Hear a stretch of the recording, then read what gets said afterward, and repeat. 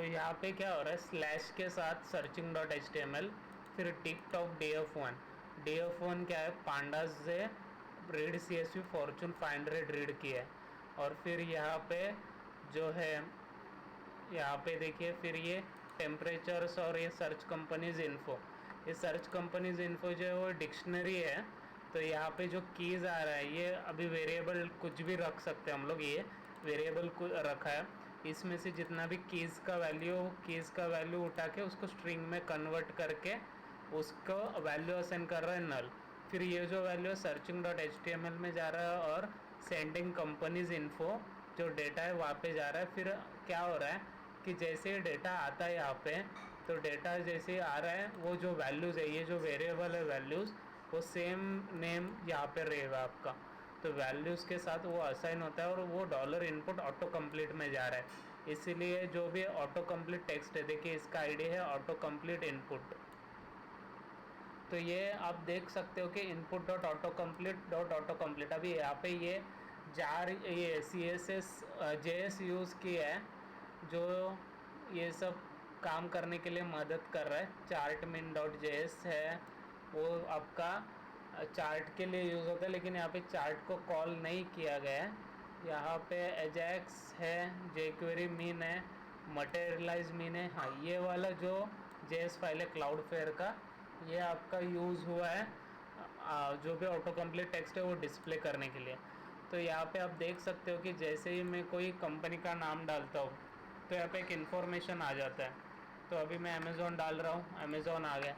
फिर सबमिट के button click पे क्या हो रहा है कि देखिए यहाँ पे सबमिट बटन है, फिर फॉर्म को कॉल किया गया, फॉर्म में सर्च फॉर कंपनी को कॉल दिया गया। फिर यहाँ पे आप कोड में देख सकते हो कि जैसे ही आप सर्च फॉर कंपनी सर्च करोगे,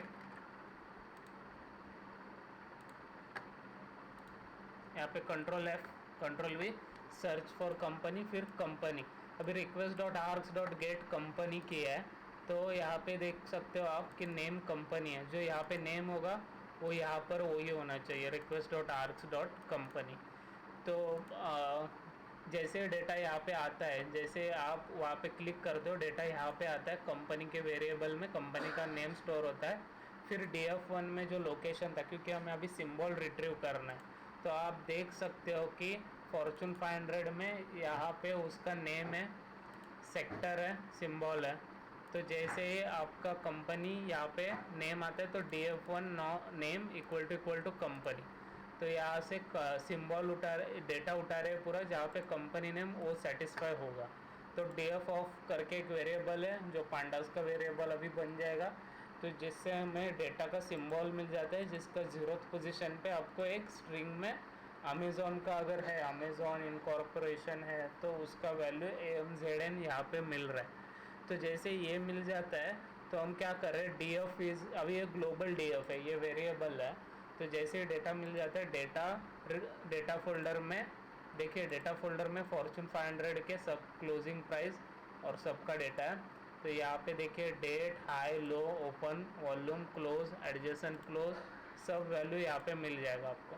तो जैसे ही रीड होता है उसे कन्वर्ट किया जाता है, एक वेरिएबल में स्टोर किया जाता है, उसके क्लोजिंग प्राइस और उसके डेट। जैसे ही data list, link list, calling news को कॉल किया जाता है। अभी कॉलिंग न्यूज़ का फंक्शन देखिए क्या है। कॉलिंग न्यूज़ में usatoday.com को कॉल दिया गया है, जहाँ पे search query equal to this, जिससे ब्यूटीफुल सोप से वो डेटा पार्स हो जाता है। जो डेटा पार्स हुआ है उसमें से div का एंकर टैग का क्लास उठा रहे GNT-SCE, क्योंकि ये हमें यूज़फुल है। आगे चल के आपको लिंक डिस्प्ले किया गया है, तो लिंक क्लिक करने के बाद आपको वो डेटा वहाँ पे डिस्प्ले होगा। फिर यहाँ पे किया गया है div से, div में जो भी है आपका डेटा, देखिए यहाँ पे टेबल 11 वैल्यू दिया गया है। इसका मीनिंग है कि आपका टेक्स्ट है यहाँ पे, तो टेक्स्ट जो डिस्प्ले होता है नॉर्मल, जो UI जिसमें सेकंड इसमें क्लिक करने के बाद, अभी आपको कोडिंग में दिखा देता हूँ। देखिए ये जो है, ये टेक्स्ट जो डिस्प्ले हो रहा है, Amazon delivery driver plays and hopscotch on route, तो यहाँ पे वो चीज़ अपेंड हो रही है। और लिंक जो है उसे क्लिक करने के बाद जो लिंक जा रहा है वो यहाँ पे टेबल 1 में आ रहा है, यहाँ पे soup.findAll, क्योंकि उसका क्लास उससे बिलोंग करता है। अगर स्टोरी है तो ही वो चीज़ अपेंड की जाएगी, नहीं तो वो आगे रिमूव किया गया जो भी चीज़ है आपका। अगर स्टोरी नहीं है तो वो पॉप किया जाएगा। अभी जो डेटा आपका जा रहा है डेटा लिस्ट और लिंक्स डेटा, तो वो यहाँ पे डिस्प्ले हो रहा है। जैसे मैं किसी को क्लिक करता हूँ तो क्लिक करने के बाद आपको यहाँ पे न्यूज़ दिखेगा। अभी क्लिक करने के बाद न्यूज़ क्यों दिख रहा है, क्योंकि देखिए यहाँ पे हमने क्या किया है कोड में कि जैसे ही आपको कोई भी डेटा डिस्प्ले हो रहा है लिंक्स डेटा में, usatoday.com के साथ लिंक्स 0 यहाँ पे अपेंड किया गया है और फिर यहाँ पे इटरेट कर देना। अभी ये वैल्यू रिट्रीव हो कैसे रही है, मतलब हिट का कैसे जा रहा है वो बता देता हूँ मैं आपको। यहाँ पे देखिए लाइन चार्ट डॉट HTML को कॉल जाता है जैसे सर्चिंग से कॉल होता है। फिर यहाँ पे फंक्शन कॉल किया गया है jQuery के थ्रू।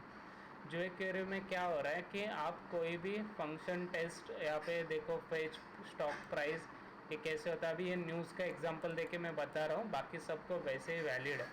तो फेच आपका न्यूज़ कर रहा है पहले, पार्स न्यूज़ को कॉल जाएगा, फंक्शन टेस्ट को कॉल कैसे जा रहा है, Ctrl+C Ctrl+F Ctrl+V find next. यहाँ पे देखिए कोई भी जो भी वैल्यूज़ है आपका डिक्ट ऑफ डेटा, ये डिक्ट ऑफ डेटा आपको कहाँ पे मिलेगा, देखिए यहाँ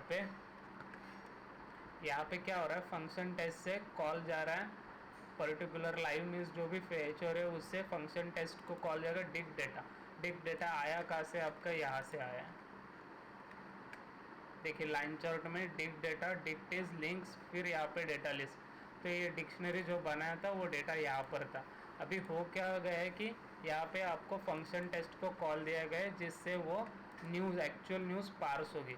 तो यहाँ पे आपका पार्स न्यूज़ को कॉल गया, फिर complete news inner dot HTML data 1 जो भी रिस्पॉन्स आएगा, पार्स न्यूज़ को कॉल गया, पार्स न्यूज़ से डेटा रीड हुआ, पूरा डेटा रीड हुआ, यहाँ पे लिंक भी अपेंड किया है, पूरा डेटा रीड होने के बाद रिट्रीव होने के बाद यहाँ पे कंप्लीट न्यूज़ डॉट, अभी ये कंप्लीट न्यूज़ का आपका जो है इधर देखिए पैराग्राफ का आईडी है वो, तो वो आईडी को वहाँ पे असाइन होता है वैल्यू। इस तरीके से हर चीज़ चलती है।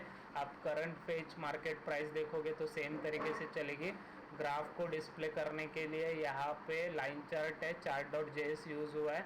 तो यहाँ पे चार्ट देख सकते हो आप कि ये उसका सिंटैक्स है, उसको असाइन करने के लिए यहाँ पे डेटा रिट्रीव किया है, डेटा को डिस्प्ले किया, यहाँ पे डिस्प्ले किया है लेबल्स को, यहाँ पे डेटा को रिट्रीव करके डिस्प्ले किया गया। आप ये वैल्यूज़ जो देखोगे वैल्यूज़ एंड लेबल्स, ये आपको searching.html के बाद यहाँ पे सर्च फॉर कंपनी को जैसे कॉल जाता है तो देखो यहाँ पे वैल्यूज़ दिख रहा है और लेबल्स दिख रहे हैं, जो कि वैल्यूज़ यहाँ से मिल रहा है वो वैल्यू वहाँ पे डिस्प्ले किया है। ये सब लिस्ट में चाहिए था इसीलिए उसको वैसे किया गया, ठीक है। तो इस तरीके से ये चीज़ पूरा चलते जाएगा, कंटिन्यूली ये होते जाएगा। जैसे क्लिक करते हो आप डेटा वहाँ पे रिट्रीव होकर आपको डिस्प्ले होगा। ये jQuery के थ्रू हो रहा है। फिर से एक एग्जांपल देता हूँ मैं, बताता हूँ आपको। और सेट इंटरवल यहाँ पे आपको 2000 करना है। अगर आफ्टर एवरी 2 सेकेंड, देखिए फेच करंट मार्केट प्राइस है, 2 सेकेंड रखोगे तो 2 सेकेंड बाद आफ्टर एवरी इंटरवल वो हिट मारते जाएगा। तो फेच मार्केट प्राइस का फंक्शन सर्च करोगे यहाँ पे, तो यहाँ पे सेम jQuery के थ्रू हम फेच प्राइस को हिट मार रहे हैं, जो कि यहाँ पे आपको मिल जाएगा फेच प्राइस। यहाँ पे जहाँ पे फेच प्राइस है, अभी यहाँ पे मेरा इशू हो रहा था सिस्टम का, कुछ था विंडोज़ 32 का एरर दे रहा था, तो उसको बाद में मैं रिमूव कर देता हूँ। फेच करंट मार्केट प्राइस पे हिट जाता है, जो कि यहाँ पे है, जो करंट मार्केट प्राइस फेच करके आपको डिस्प्ले कर देगा। तो इस तरीके से डेटा चलता है, पूरा वर्किंग चलेगा। और आपका जो LSTM वर्क एल्गोरिदम है, LSTM कब कॉल होता है, फ्यूचर स्टॉक प्राइस, देखिए यहाँ से फ्यूचर प्राइस प्रेडिक्शन को कॉल जाता है। यहाँ पे फंक्शन सर्च कर सकते हो फ्यूचर, तो कंपनी सिंबल जो है वो MSG में, मतलब कंपनी सिंबल हम लोग ने रिट्रीव करके रखा है पहले ही, तो वो MSG में जाएगा। मैसेज में से यहाँ पे कंपनी सिंबल आ रहा है। फिर प्रेडिक्ट प्राइस ऑफ डेटा, यहाँ पे Ctrl+F करोगे, फंक्शन देखोगे तो प्रेडिक्ट में क्या जाएगा, पहले डेटा से पूरा डेटा उठाएगा, फिर उसका बेस वैल्यू उठाएगा, फिर सॉर्टिंग करेगा। ये सब पूरा LSTM का एल्गोरिदम अप्लाई किया गया है। फिर training, valid, train, test, LSTM apply किया गया।